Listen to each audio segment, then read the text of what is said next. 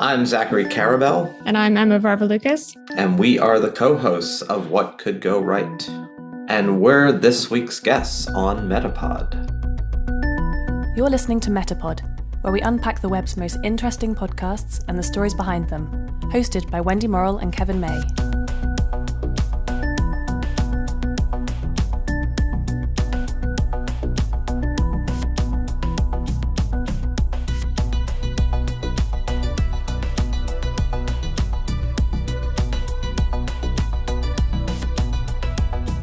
Hello and welcome. I'm Kevin May. I'm Wendy Morrill, and this is MetaPod. Thanks for tuning in for another unpacking of one of the web's most interesting podcasts and the stories behind it. Yeah, welcome. Zachary Karabell and Emma Varvaloucas join us this week on MetaPod. Zachary and Emma, respectively, are the founder and executive director of the Progress Network, a global idea movement for a better future. Emma and Zachary host What Could Go Right, the podcast of the Progress Network. The podcast covers global big picture topics like population growth, the environment, public health, the future of work, politics, and much more, all through the lens of progress. One of the network's goals is to counteract negative, pessimistic outlooks in media coverage of important global topics. The podcast and the Progress Network more broadly amplify research, thinking, and voices that point to a better future, not a worse one. Without succumbing to Pollyanna-ism, Zachary, Emma, and their Progress Network affiliates demonstrate that optimism can be put to work for achieving better things. This was a conversation with global issues in mind, therefore we should note that it was recorded on February 16th, 2022, about 1 week before Russia's invasion of Ukraine. Indeed it was. Okay, let's start the tape.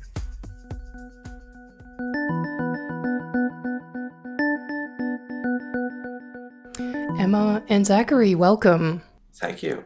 Thanks for having us. So we like to unpack interesting podcasts here on MetaPod, and a podcast with a name like What Could Go Right sounds like it's just begging to be unpacked. So thank you for joining us. The two of you do quite a lot of unpacking of global issues on What Could Go Right. The podcast is part of the Progress Network. Please, could you start off by telling us what is the Progress Network and what are its objectives? So the Progress Network, which launched at the very end of 2020, and which I had intended to launch in April of 2020, plans that were laid before March of 2020, and like many of the best laid plans at that time, those did and oftentimes do go awry, and then spent the summer wondering whether or not a global pandemic with everything being shut down and people reconsidering the meaning of life, the nature of life, whether or not the world would continue as it has, did not seem like the most opportune moment to create a network of thinkers and doers who were in one way or another thinking about creating and constructing a better future and addressing our problems. And yet by the fall, in conversations with Emma, who's the executive director of the Progress Network, we, I think, both wended our way into concluding that actually it was precisely the needed and necessary moment to create this, meaning it's when people are at the nadir of their hopes and the depths of their depression is often the time in which we all need to be reminded of the transitoriness of that, and that if things are at their worst, they're either going to get really, really bad or they're going to, eventually figure out a way to get better. And that we sort of owed it to ourselves and to a community of like-minded humans to try to draw some attention to the unbelievably creative efforts that a lot of people are making, not to deny the manifold and many problems in the world, but to at least do something about it constructively and help build this future that is presumptively the future of our hopes and dreams and not the future of our fears. Although we did have a lot of pushback from PR people in particular that was basically like, you want to launch an organization during the pandemic, right before the 2020 election in the US, that has sort of a positive spin on things. Like, are you nuts? Right. do you really think that this is the right time for this? And like Zachary said, it actually turned out that because things seem so bleak, the appetite and the thirst from people for this kind of organization was really, there's a lot of it. Mm-hmm. And more than I think we would have thought. Although, look, these things are hard to gauge. I mean, this is essentially a meta activity, right? It exists largely, or frankly, it exists entirely online, right? It is a function of our digital age. Whatever community exists is a digital one. It's Twitter followers and Instagram followers and people listening to this podcast and others and Facebook likes. And so there's an inherent amorphousness as to what it even means to have resonance, unless you judge it entirely by daily likes. And obviously, we judge some of our resonance just like you judge some of your resonance by how many people are listening in whatever form, at whatever time. But I do think this has had, given that we're not spending a huge amount of money to gain traction, that it's probably several 100,000 people at one level or another have tuned into something, and I think that's more than I might have thought. It's a drop in the bucket relative to Jennifer Lopez's latest tweet, but that's a different universe.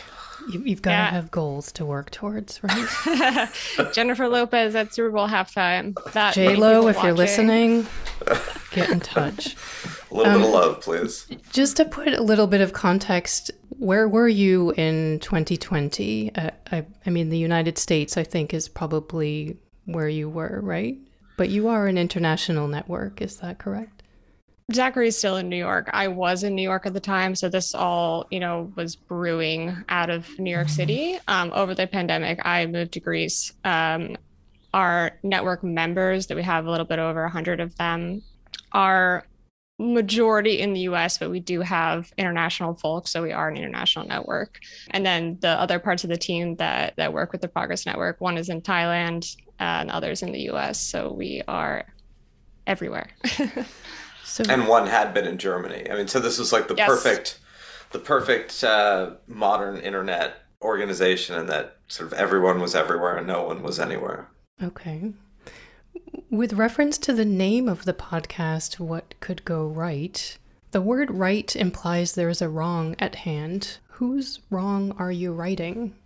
I think it's a play on the frequency with which people in the media, people in operating organizations, people in general are predisposed and ever more predisposed to asking the question, what could go wrong? And in that sense, it's a cultural skew toward being highly attuned to the downsides, to what risk is there, what black swan aren't we paying attention to, what looming issue is going to come and rise up and bite us.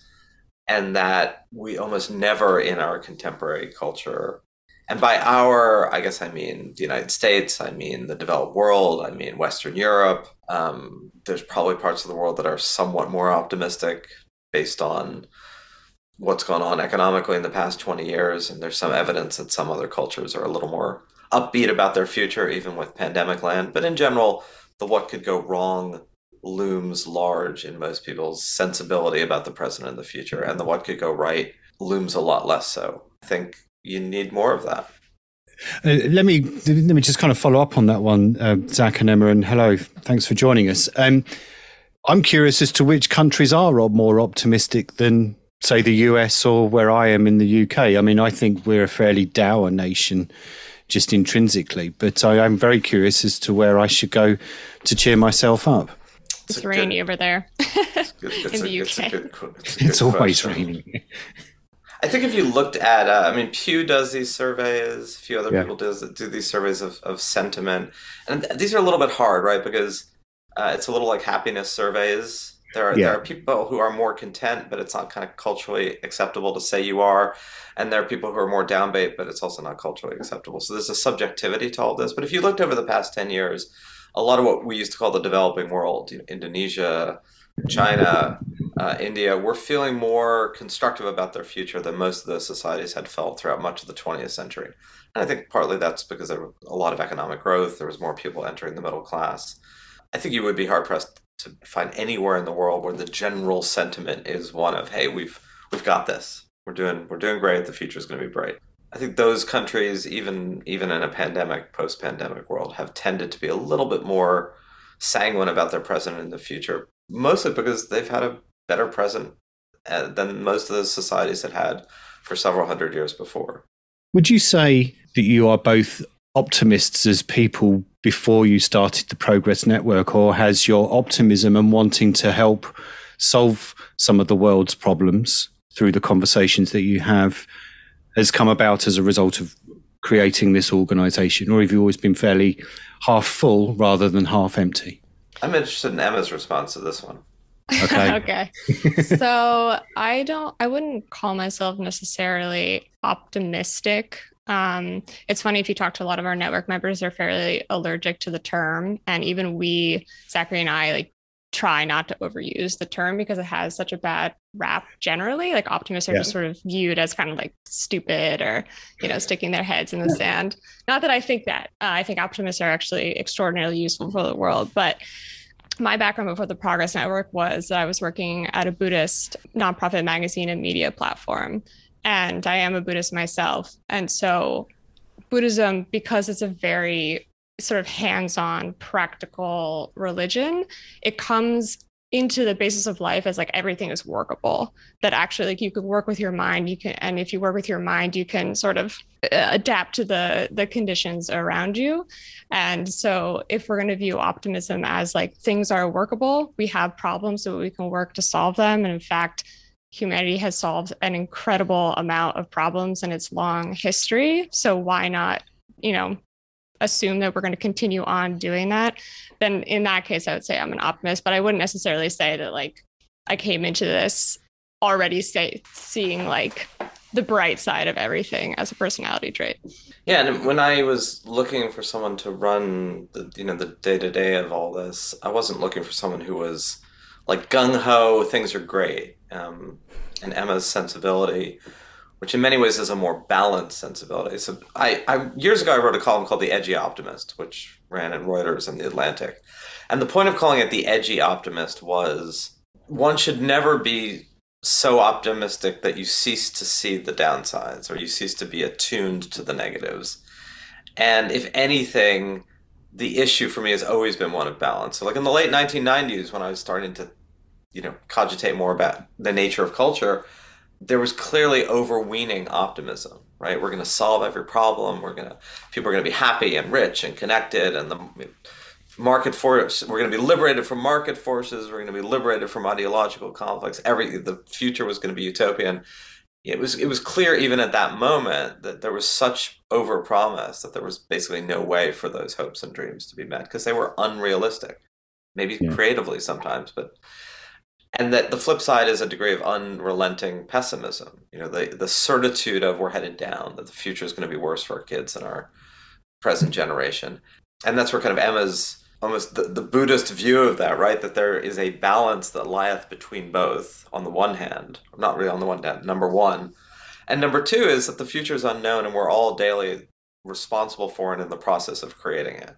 And insofar as you believe in a fatalistic way that future is written, and that its writing is negative, I think that's a recipe for individual and collective apathy. Yeah. And you essentially you punt, right? You go, okay, we're done. And that can lead to a lot of short-termism. Like, the future is going to be worse. Why start a company? Why get a degree? Why do anything other than try to get as much as you can, as quickly as you can, and make sure your friends and family have the same? And demonstrably, I think if you look at cultures that tend to have a kind of deep fatalism about the negativity of the future, Russia, Egypt, that does create a kind of sclerosis and a negative sclerosis. And it certainly doesn't serve us individually. I mean, people look at this a lot about hope versus despair. So I think it's less that I am convinced that the future will be better or that things are good than I am convinced that we are all responsible for making it so, and that there's ample evidence that human beings on multiple fronts have confronted, addressed, and solved for many of the eternal problems that have beset us, and created problems in creating those solutions. Obesity is partly a result of creating too much abundance of calories too easily, too cheaply, but it's solved for starvation.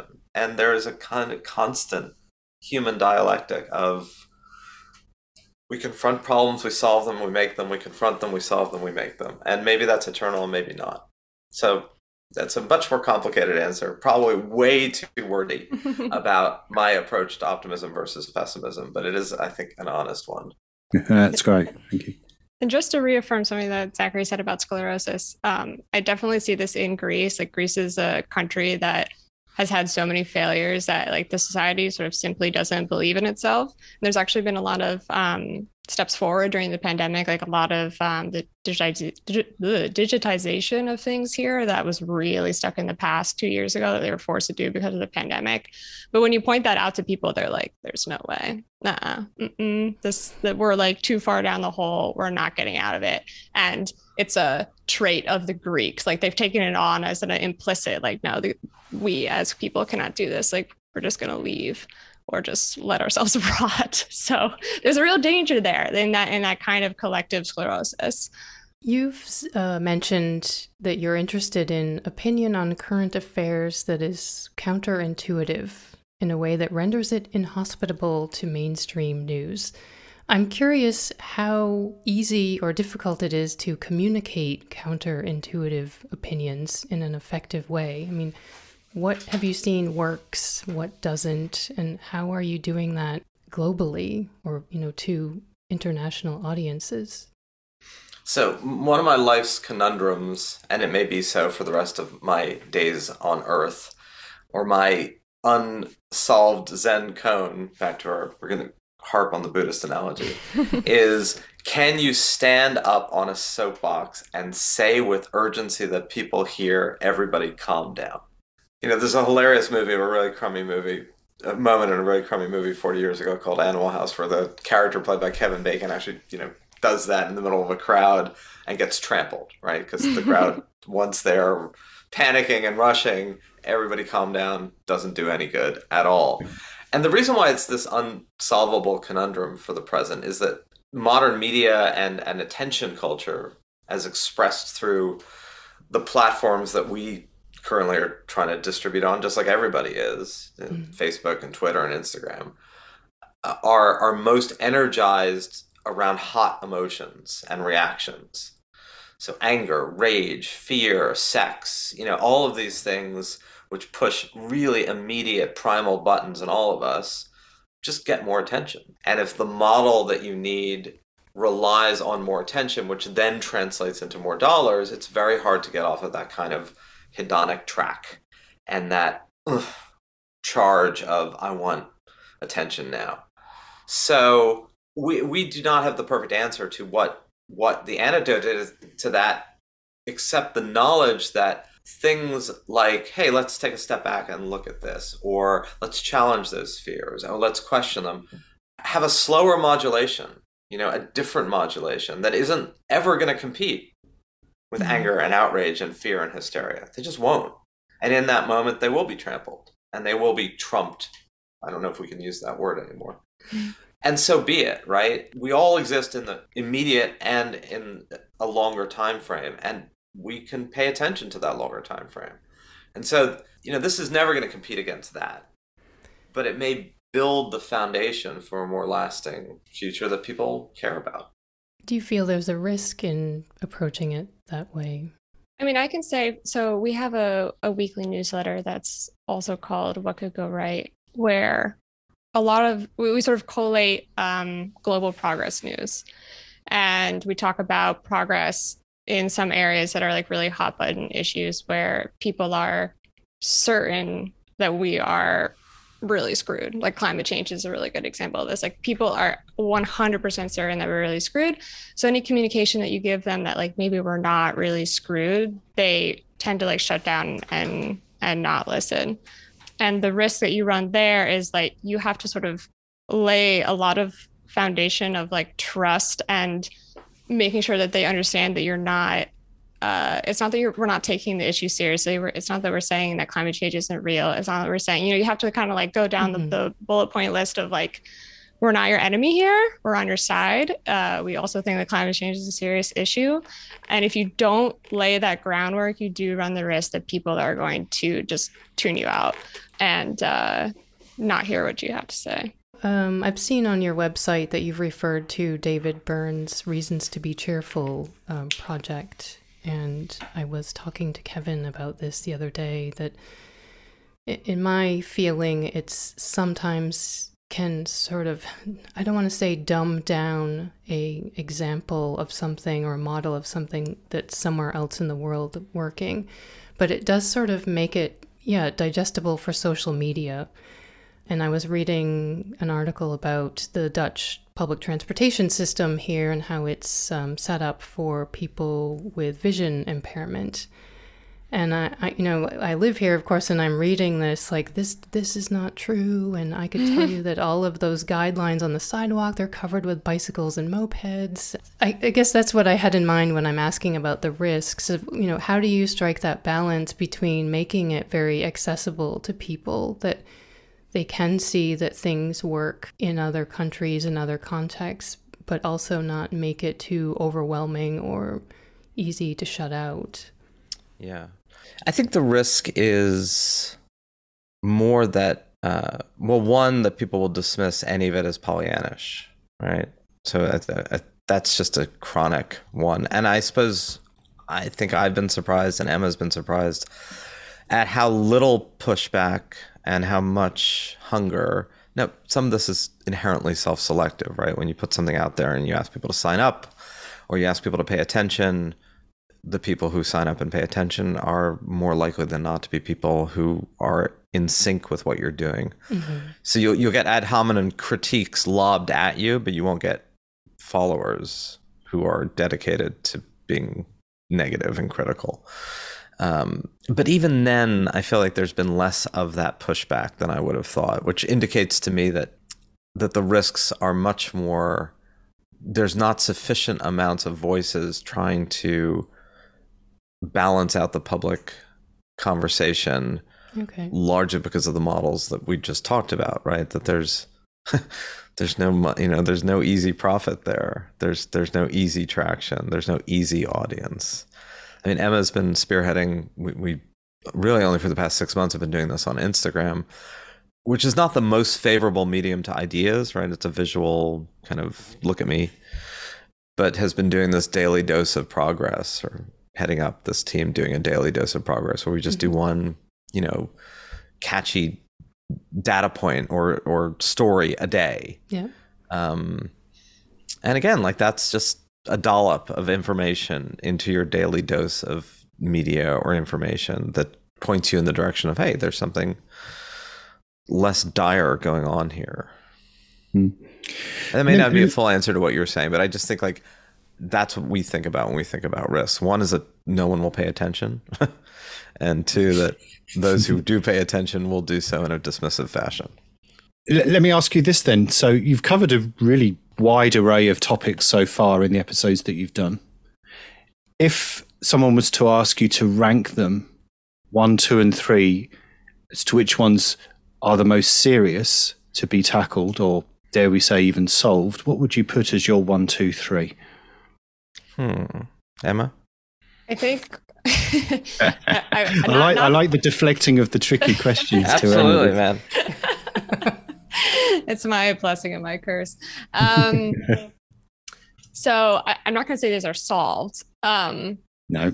But if you're going to say serious in terms of affecting the most people, I think global health is a huge one. Obviously, I don't have to belabor that point given the pandemic, but also just there's been a lot of incredible strides in global health, period, in terms of things that affect vast swaths of the developing world, like guinea worm, malaria, HIV, which is obviously not just limited to the developing world.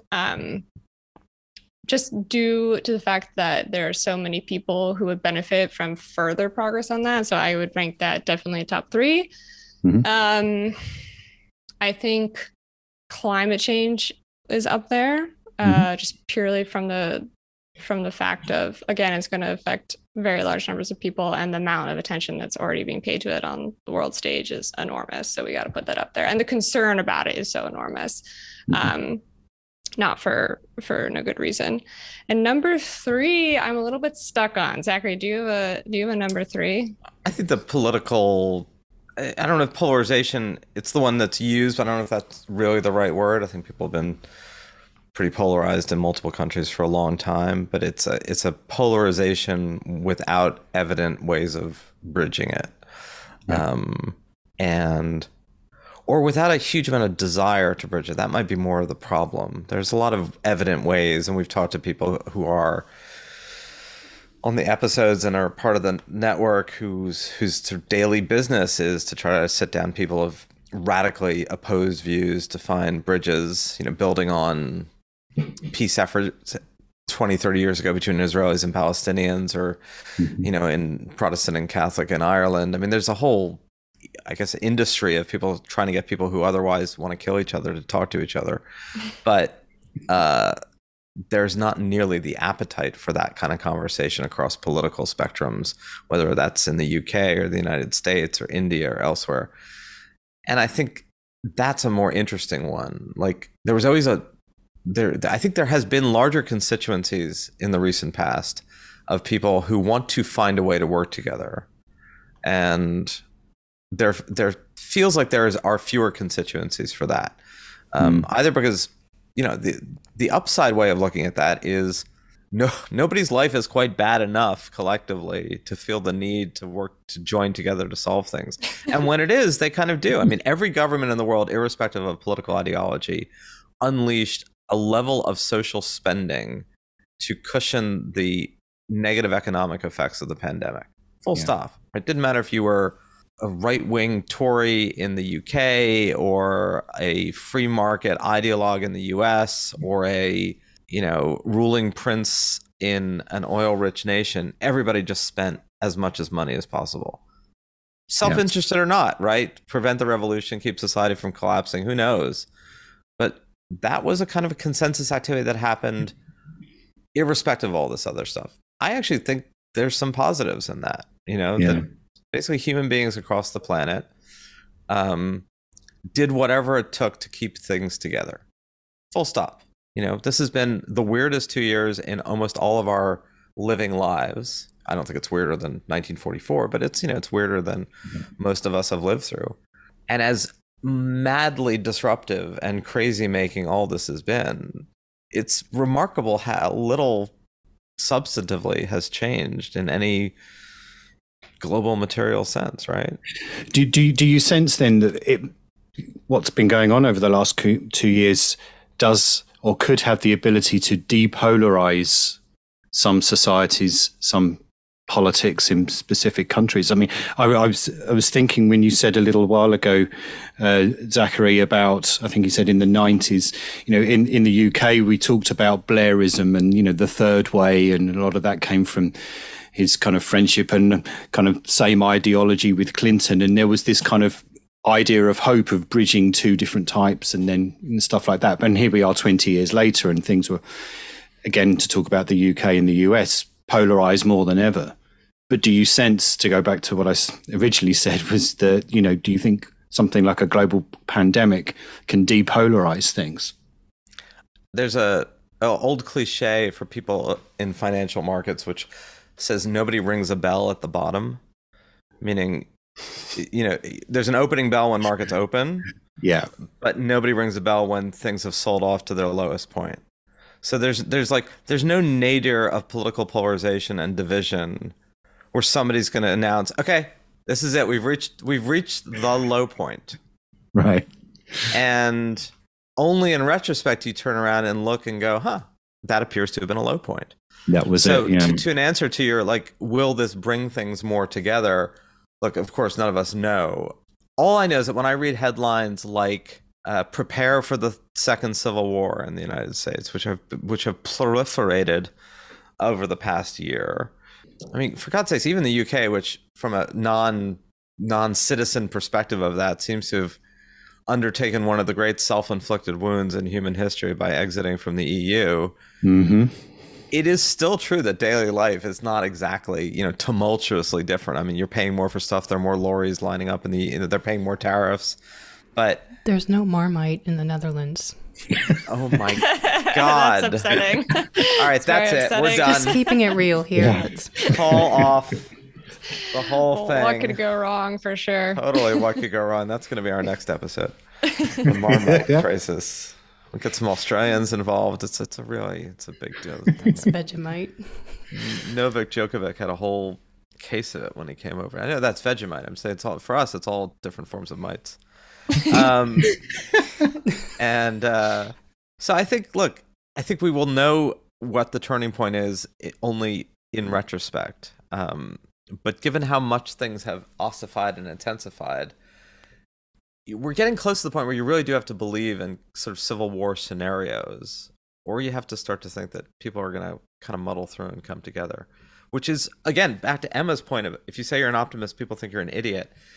There are a whole group of people, if I suggest that, even if Donald Trump happens to win the 2024 presidential election, which is well within the realm of possibility, that this will not be a civilizational ending event, that is not, that does not fall on, resonant, kind ears. The idea that sometimes it takes one more trip down toward the abyss to pull yourself out, and people can legitimately come back and go, yeah, sometimes you fall in. Yeah, that's really interesting. I'd like to shift gears for a second if I can. I mean, from the episodes that we've been listening to between us, I think we've covered the vast majority of them over the last couple of weeks or so, but you often find when it's a panel, 2 or 3 people they all kind of generally agree with each other, because that's just the way the topic is being approached. Whether it's, I suppose the one where I was particularly struck by was the climate change one, and they were all kind of agreeing with each other, except there was, forgive me, I can't remember her name, and she said, "Well, I do slightly disagree with you here." It was the talking about projection of targets and things like that. But I wonder, has that been a particular strategy to have people that broadly agree with each other rather than those that might challenge each other on a particular subject or not? I would say no. I think that we've actually tried to have a little bit more argumentation, and sometimes Zachary does play like devil's advocate or pushes back or something like that, because I think that there's a risk of boredom. Talking about risk, there's a risk of boredom or a blind spot-ism, if you have people agreeing with each other all the time. And I think we have actually tried to tee up some episodes with more, not arguments, but just a little bit more disagreement. But I think, a lot of our members come from a certain milieu, and they tend to agree with one another. Sorry, I was just going to say, I didn't want it to come across as a criticism. It's just more of an observation. No, criticisms are good too. It was Bina Venkataraman who made I disagree with somewhat during that climate discussion. Yeah. I think part of it is, unless you stage something as a debate, whether that's a live event or a podcast or anything, there is a social human tendency to try to find common ground, which is fascinating given the human tendency to absolutely tear each other apart when not in the same room with each other, right? The incredible thing about Twitter and social media is, right, is the things people will say in a chat room or in response are things they would never, ever say in person. Just the sheer human instinct to be civil, either one that we've been socialized into or have anyway, I don't know, precludes that level of kind of vituperative venom. And yet it's there, and it's very hard when you do an event to get people to strongly disagree with each other, unless you've set it up as a pro and con, like an Oxford Union debate or Intelligence Squared. So even when we've, I think, thought we had people who disagreed with each other more, they gravitate toward consensus in conversation in a way that may not fully reflect what they actually believe. Yeah. Are there any trends that are aligning favorably that will result in unexpected cumulative benefits? A sort of super duper what could go right scenario, if we want to say it in that way. Back to the amount of money the government spent to in the face of the pandemic is a reality we're going to be digesting, all of us, for a long time. Because in many ways, in the developed world right now, the rise of inflation is being used as a pushback against "we told you so." Government can't spend this much money without negative consequences. Mm-hmm. But it's really only going to be over the next 5 to 10 years that we are able to look back and more clearly assess the degree to which everybody spent way more money than anybody thought they could ever spend, and the world didn't fall apart. If the worst case scenario is like 5% inflation, that doesn't count as the world falling apart. And therefore challenging our sense of limitations about what we are collectively capable of doing. And that's just at a governmental level, let alone, Emma's a bunch of times in the newsletter highlighted the cascade effects of things like mRNA as a technology, not just the fact that it's been used and deployed really quickly in the face of COVID, but the degree to which the applications of that are massive, and they're massive in all sorts of other drug development and delivery fashions, which people knew about, but there was no test case, right? So unleashing a real world human lab test case where hundreds of millions, if not billions of people become subjects of study, which you can never do in a, you can't do that in a randomized trial. You don't get 20 million people around the world to participate in your randomized trial. We're only beginning to glimpse the potential for that. And so these are both, I think, things that happened really quickly, where collective energies were utilized very suddenly in the face of a crisis, that if we keep that momentum going, I think could have intensely ameliorative effects on many of the material things that continue to challenge us. And Zachary mentioned mRNA. That's another thing that, the amount of scientific global cooperation that has gone on during the pandemic. I don't know if I can call it a megatrend because I'm not sure if it's going to last. I surely hope that it does last. But even in like this small example, South Africa just developed their own mRNA vaccine using Moderna's sequence that was made public by researchers at Stanford. And then Moderna refused to help South Africa develop their own mRNA technology. And this was all, by the way, an initiative that was developed by the WHO.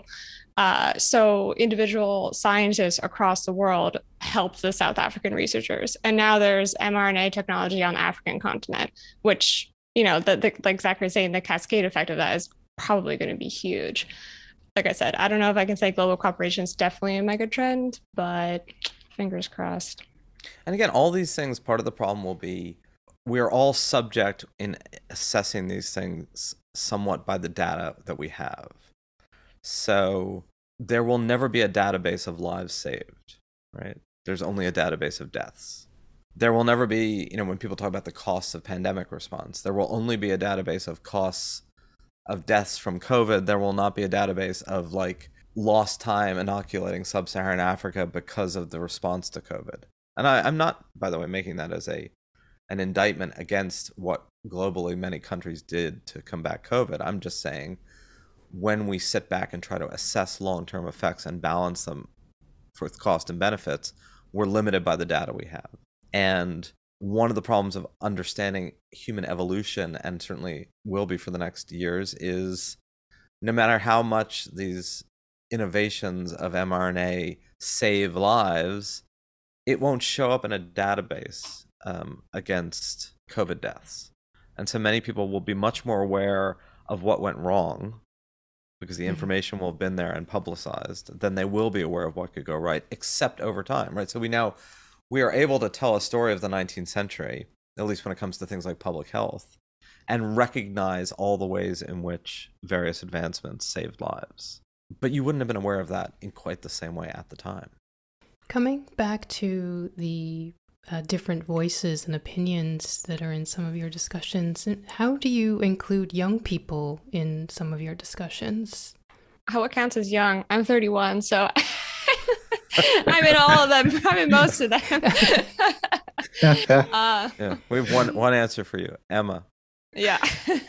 I'm curious if there is a place for folks younger than 30 and, what you think they might bring to those discussions. It's a good question. We certainly have been trying to make sure that at least there's a not insignificant cohort in their 30s. Part of it is when we talk about the members of the network, or about 100 plus, there was definitely a gatekeeper quality of trying to find people who have built their own corpus and their own sort of paper trail or idea trail, who could benefit from a magnification or a network. So even the most prominent amongst them can benefit from being part of a network. Some of the people who are part of the Progress Network are much more engaged and some are less so. That's kind of inevitable with a larger number of people. So that's harder to do the younger you are. It's like not a normative decision of, you're wiser, smarter when you're 40 than you are when you're 20. It's more of a, how do you tell and how do you assess and who do you include? But it's certainly been part of our, like, what's the next phase of all of this as we continue to build out what we're doing. Like, should we go on TikTok? Right. No, sure. Like, should we go on TikTok? Should we do an NFT on Discord? Should we try to build more of a community? No, look, but I think like anything anyone is doing in the present, which could be a fad or it could be a trend, right? And you never know whether a fad's going to be a trend, and you never know whether a trend's going to be long term. But if you're really going to play into a different, multiple both demographics and multiple communities, you have to be willing to embrace what might ultimately be a fad, just because it's the thing of the moment. Hence our TikTok discussion. Hence our Discord discussion. So we may well try a bunch of these because we certainly have very little to lose.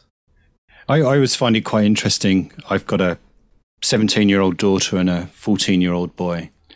And my daughter, certainly about 18 months ago, I wouldn't say obsessed, but she was pretty keen on understanding as much as she could about Greta from Sweden and climate change, which is terrific. She was 15 and a half at the time. And my son turned around over dinner the other week and said, "Where can I buy a Bitcoin?" So, and you've tackled crypto on one of your episodes, which was really, really interesting. And I just wonder if sometimes we as middle-aged adults, maybe some of us with families, forget that they also understand, or at least are interested in, some of these slightly bigger picture issues than we give them credit for. Yeah, I mean, sometimes they're way more tapped in than we are. The question of going on TikTok is a real question, because it's a real question of what platforms are you going to be on to reach which demographic. And we've certainly learned, because we're on a bunch of different platforms, that our audience is very different across different platforms and across different products. But I think also we do a decent job speaking to the concerns of young people, because they're the big ones. Like, crypto is a big one. Everyone's talking about crypto who's, under the age of 25. Climate change is a huge one. I think financial instability is another enormous one. And I think that because we're talking about things that are in the zeitgeist, we're sort of by nature including young people and what they are concerned with. I think the question is how we get to them is maybe one that we're still working on. Which I think kind of leads me to what's probably my last question, and that is, you talk to academics, you talk to journalists, you talk to business owners, and you're having these intense, fascinating conversations. But I'm struck by, what do you hope happens next? Because, part of the creation I sense is your not distrust, if that's the wrong word, sorry, but, in the mainstream media, because they do focus on the negative and you're trying to come up with positive ideas.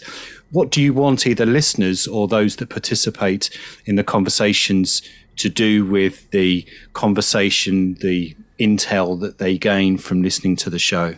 So it's funny, one of the reasons why it was difficult initially when we launched this to get any PR attention, a very specific kind of attention where you get someone to write about a news story.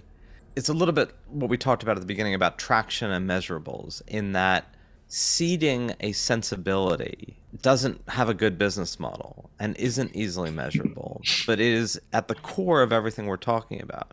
Back to Emma again, talking about balance and Buddhism. There's not an easily provable, demonstrable effect of a change of sensibility, except that we all intuitively know that being fearful and frantic in a moment where you need to make a reasonable decision of great future consequence, fear and frenzy and outrage are never good places from which to make that kind of decision. That's true individually, that's true for a company, that's true for a society, that's true for us collectively as humans. So I think we kind of know empirically that that a sensibility of both more balance and a willingness to look at, okay, what can we do to solve this?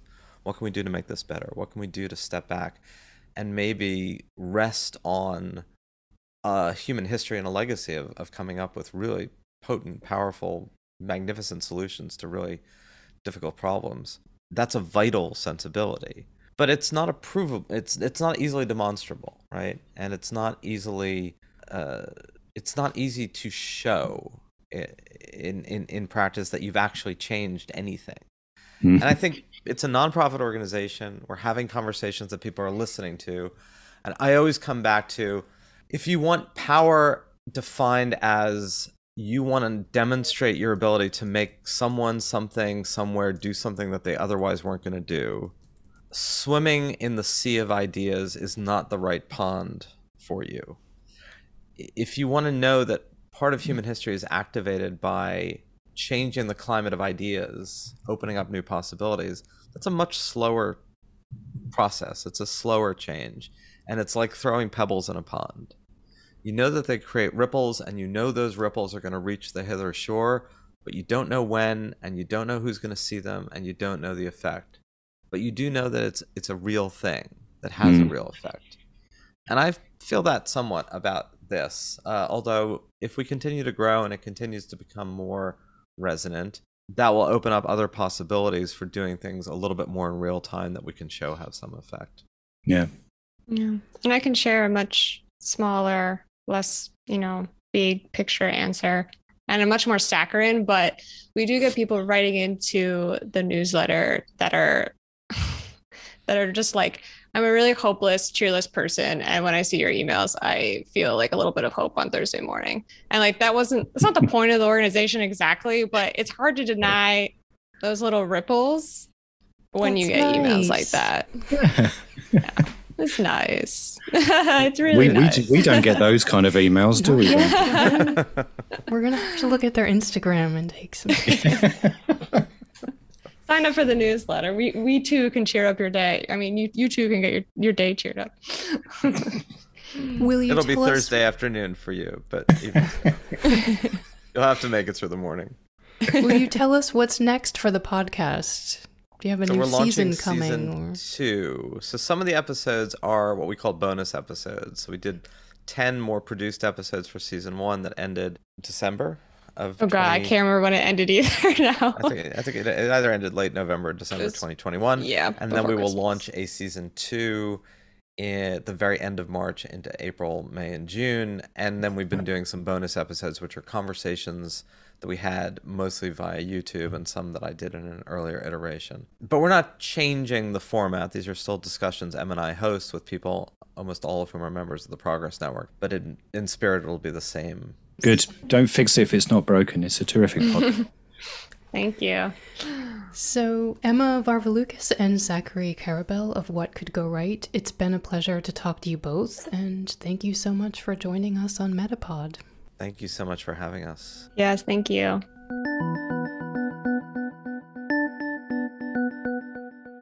Thanks to Emma and Zachary for a stimulating conversation. We asked about only a fraction of the topics that we wanted to discuss with them, but please take a look for an interesting episode of their podcast and give it a listen on a long walk. You can also subscribe to their newsletter, which provides a weekly roundup of progress news from around the globe. As always, you can find out more info about this episode in the show notes or our website, that's metapodshow.com. And we like to receive your feedback, so drop us a note or connect with us on Twitter at The MetaPod Show and let us know what you think. For those interested in global issues, join us again for our conversation with Meg Marco of the Extortion Economy podcast. Meg is the editor-in-chief of Observer. The Extortion Economy is a joint production of MIT Technology Review and ProPublica, where Meg formerly worked. The podcast examines the money, people, and technology behind ransomware. Plus, we have Heather Lee from the unusual It's Nice to Hear You podcast coming up, and Robert Rodriguez of the extensive Something About the Beatles podcast. So add MetaPod to your listening feed for those upcoming episodes, and to the listeners who continue to follow us, thank you so much. Yeah, thank you. Okay, that's all from us for now. We'll see you next time.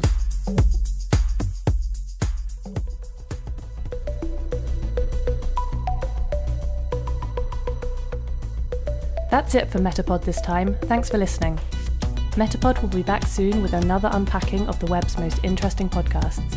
But in the meantime, make sure to subscribe at any of the usual places you find your other favourite podcasts. We'd hate for you to miss upcoming episodes, and we'd love it if you left us a review.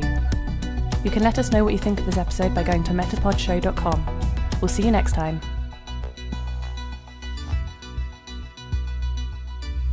MetaPod is produced by Wendy Morrill and Kevin May.